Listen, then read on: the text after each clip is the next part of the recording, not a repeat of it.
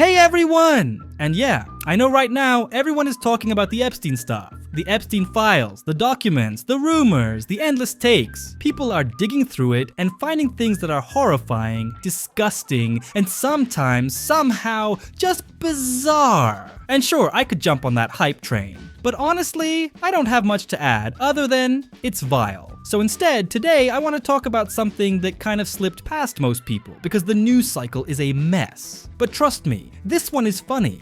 Like, absurdly funny. It involves the one gaming platform basically everyone uses, Steam, and its parent company, Valve. Because apparently, Steam is being accused of doing the unthinkable. You know, overcharging gamers, inflating prices, and acting like it owns the entire PC gaming market. And here's the wild part. A massive UK legal case is moving forward claiming Valve abused its market dominance and used Steam's rules and fees to keep prices higher than they should be. We're talking about up to 14 million people in the United Kingdom who bought games or in-game content since 2018 potentially being included in this action. And the claim is seeking up to £656 million, roughly $900 million in damages. Now, before you start yelling, "Where's my check?" hold on. This isn't a payout announcement. It's not a confirmed settlement. It's a case that's been allowed to proceed, which means the fight is on. Still, the idea alone is hilarious. So if you've never heard about this, get comfortable, because I'm going to break down what they're accusing Steam of doing, how this case works in the UK, and what it could mean for anyone buying games on PC. And while you're here, hit like, subscribe, you know the drill. It genuinely helps the channel, and it helps the algorithm push this video to more people. Okay, let's start with something that genuinely pisses me off. I cannot stand people who clearly don't understand video games, they don't play them, they don't understand game platforms, they don't understand the gaming industry at all, and yet, for some reason, these are exactly the people who constantly feel the need to shove their opinions into our industry. And almost every single time, it happens in a negative way, with very real, very unpleasant consequences. For gamers, for us. And this has been going on for years. Remember when activists kept claiming that video games were objectifying women and portraying them as weak? That games were full of harmful stereotypes? Well, what did that lead to? For a long time, female characters in games became, let's be honest, aesthetic disasters. Less attractive, less expressive, less interesting, and often worse written as actual characters, not better. Or take something like Collective Shout, a group that actively lobbied to have adult games removed from Steam, which later turned into a pretty serious scandal. And honestly, just another exhausting chapter in this whole mess. At this point, after years of this stuff, it's just tiring. Nauseating even. And now, surprise, surprise, it hasn't even been a full year. And once again, people who have almost nothing to do with video games have decided to fight for gamers' rights. Of course, without asking gamers, without listening to players, without checking whether we actually wanted this fight in the first place, because apparently they know better. But alright, enough suspense, let's get to the actual story. This all started when I saw a headline saying that Valve is facing a massive class action lawsuit in the UK, filed on behalf of 14 million British gamers, with claimed damages of around $900 million. And what's the reason? Brace yourself. According to the lawsuit, Steam is allegedly abusing its dominant market position, overcharging gamers, artificially inflating game prices, forcing players to pay $60 or even more, and supposedly blocking fair competition. Sounds terrifying, right? As if we're not talking about the same platform famous for constant sales, generous refund policies, and customer support that often sides with the buyer. It almost sounds like they're describing a criminal cartel, not Steam. But okay, let's keep going. The lawsuit was filed by an organization with a very telling name. Steam, you owe us. Literally, Steam, you owe us money. And that name alone already raises questions. Who are these people, and who exactly does Steam owe? Because supposedly, they're speaking on behalf of 14 million gamers. We'll come back to that number later, because it's interesting. For now, let's talk about who represents those gamers. The public face of this case is an activist named Vicky Shotbolt. She describes herself as a digital rights campaigner. And for context, this is the same Vicky Shotbolt who previously supported and promoted the UK's Online Safety Act. You know, that law that was sold as protecting users, but in reality pushes expanded online surveillance, harsher internet censorship, and a serious erosion of online privacy. And now this very same person has decided that she also represents gamers. Wonderful, absolutely perfect. Apparently she's now the self-appointed guardian of the safe internet, and the voice of millions of players. According to the lawsuit, Steam is accused of abusing its market dominance in 3 main ways, and this is where things get really interesting. So let's break down the accusations. Point number 1. The famous 30% cut. According to the plaintiffs, the commission that Valve takes from developers is too high, and because of that, gamers supposedly pay more for games. The logic goes like this: if Steam took a smaller cut, games would magically become cheaper, which already sounds, questionable. But it gets better. The lawsuit also claims that Steam forbids developers from selling their games cheaper on other platforms. So, according to them, if Battlefield 6 costs $70 on Steam, the developer is allegedly not allowed to sell it for less on Epic Games Store. That's the claim. Now let's move on to point number 3, my personal favorite. Steam is accused of locking players into the platform through DLC and in-game purchases. Meaning, if you bought a game on Steam, you have to buy the DLC on Steam. You can't buy that DLC somewhere else. And supposedly, this limits player freedom. And I'm sorry, but what? Are we seriously pretending this is some kind of evil conspiracy? If I buy a DLC on Steam, of course I can't use it on Xbox. If I buy a DLC on Epic Games Store, it doesn't magically appear in Steam. That's not Valve being evil. That's how every digital platform works. The exact same model applies to PlayStation, Xbox, Steam, and even the Microsoft Store. This basic platform separation has existed forever. Sure, in a perfect world, digital purchases would be universal. Buy a game once, play it everywhere. That would be amazing. But that's not reality. I bought Cyberpunk 2077 on Epic Games Store at launch. Later, I wanted it in my Steam library. And guess what? I had to buy it again. Epic didn't send me a free Steam key, because that's not how any of this works, and that's exactly the problem here. The people behind this lawsuit clearly don't understand how video games work. They don't understand how platforms work, and they definitely don't understand how digital marketplaces function. Yet somehow they've decided they're qualified to protect gamers. Now, about that outrageously high commission that Steam supposedly takes from developers. Guess who immediately supported the plaintiffs because of this exact point? Tim Sweeney. Yes, that Tim Sweeney, the founder and CEO of the Epic Games Store. He's been very vocal about the idea that Steam is abusing its market dominance and forcing gamers to pay more. Sounds noble. But let's look at the numbers. Steam's 30% cut is exactly the same commission taken by PlayStation, Xbox, Nintendo, and even Apple.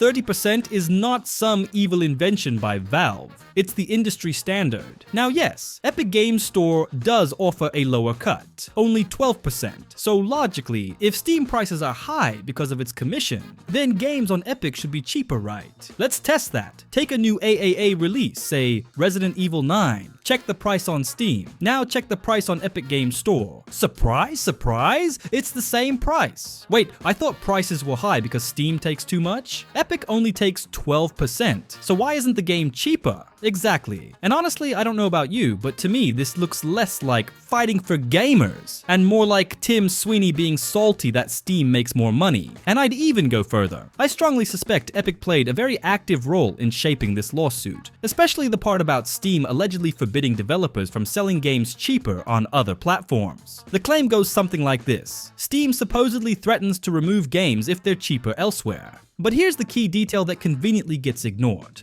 Steam does have a rule like that, but it's not about selling games on other launchers. It's about Steam keys. Keys that activate games on Steam. Keys that use Steam's servers, Steam's updates, Steam's infrastructure, and Steam's customer support. And Valve's position is basically this: if you're selling Steam keys on another store, don't make the same game more expensive on Steam itself. That's it. And honestly, that rule protects players, not corporations. Because imagine a world where buying a game directly on Steam costs more than buying a Steam key somewhere else. That would be ridiculous. So instead of anti-competitive behavior, what we're actually looking at is Valve preventing price manipulation and making sure Steam users don't get screwed, which is ironic because in this whole story, Valve ends up doing more for gamers than the people who claim to be defending them. By the way, Tim Sweeney also publicly supported the lawsuit when it comes to microtransactions and DLC. His argument is basically this: if you buy DLC on Steam, you're locked into Steam, and that's supposedly anti-consumer. In one of his tweets, he even compared this to buying a car. Honestly, I still don't understand that analogy, but let me say just one thing. If you buy DLC on the Epic Games Store, you also can't transfer it to another launcher. Exactly the same limitation. So forgive me, but this criticism feels deeply hypocritical. Tim Sweeney accuses Steam of abusing its market power to make more money, but Epic does the exact same thing, just in a different way. As you probably know, Epic owns Unreal Engine 5, and if a developer uses Unreal Engine, they have to pay Epic a 5% royalty on all revenue. That includes game sales, that includes microtransactions, unless the game is sold on Epic Games Store. In that case, Epic conveniently waives that fee. Now let me be very clear, there's nothing inherently wrong with this. Epic is incentivizing developers to release games on their platform. They want people to buy games from them, that's business. But then, why complain about Steam doing business? Why claim Steam is evil and anti-consumer while using your own ecosystem to push developers and players in your direction? And this whole idea that if Steam's cut were lower, games would be cheaper is honestly laughable. Does anyone really believe that if developers paid 20% less in commission, game prices would suddenly drop by 20%? Of course not. Publishers would just keep the difference. We can already see this on consoles. Take PlayStation. Third-party developers pay a 30% cut, but first-party Sony exclusives are often cheaper. Why? Because Sony keeps 100% of the revenue. The same thing happens with Nintendo, and the same thing happens on Epic Games Store. Lower commission, same game prices as Steam. So when these people say they're fighting for gamers and want players to pay less, I'm sorry, but that feels extremely dishonest. This isn't about protecting players. It's about the fact that they can't compete with Steam on equal terms. So now they're trying a different strategy. Lawsuits, regulation, forcing Steam to pay $900 million and rewrite its rules. But here's the real problem. They still don't understand why Steam is successful. It's not just prices. Epic has given away tons of expensive, high-quality games for free. And yes, that's cool, but it didn't get them anywhere close to Steam, because Steam isn't just a store, it's infrastructure, it's community, reviews, guides, forums, user-generated content, profiles, mods, social features. Steam is a platform where people don't just buy games, they live inside the ecosystem, and no amount of lawsuits will change that. And this is exactly why people choose Steam, not because the prices are magically lower, but because everything is built for gamers, by gamers. There's a famous quote from Gabe Newell. I don't remember the exact wording, but the idea was simple. People don't pirate games because they want to. They pirate games because there's no convenient way to buy them. And he was absolutely right. Steam didn't just sell games, it created a culture of collecting, a habit of buying games legally, an ecosystem where developers, not just giant publishers, but also small indie teams, could upload their games and actually make real money, millions of dollars, sometimes from a single passion project. And that is what allowed the PC gaming market to grow. So when some random group suddenly decides they're going to defend gamers' rights by filing a lawsuit supposedly on behalf of 14 million users, I have questions. Because I went through English-speaking forums, news sites, comment sections, and I saw almost no real support from actual players. So where did those 14 million come from? Turns out, it's very simple. If you go to the website of this organization, the first thing they do is encourage gamers to join the lawsuit. And they push one argument very hard. If we win, you'll get compensation. They repeat it again and again. If you bought any game on Steam since 2018, you're automatically considered a victim, and you can expect between £22 and £44 in compensation, even more if you live in Scotland. So yeah, this looks less like a grassroots gamer movement, and more like people being financially incentivized to sign up and roll the dice. Maybe I'm wrong, but that's exactly how it looks. I'm not an expert on British law, I just know it can be complicated. But judging by past examples, I've learned one thing very clearly. Behind the language of user protection, there's often a desire to control, restrict, and regulate. And honestly, that's disgusting. Once again, people who have nothing to do with video games, who don't understand how this industry works, are inserting themselves into our community while claiming they're here to help. Sorry, but no. We didn't ask for this help,